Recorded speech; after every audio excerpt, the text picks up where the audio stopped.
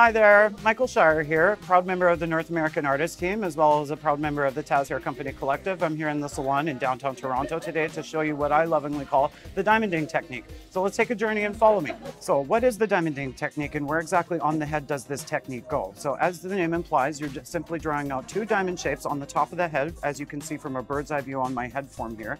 First diamond shape is ever so slightly smaller than the second diamond shape that you're going to want to make sure goes into the drop off of the crown, which creates an elegant and beautiful looking color spill.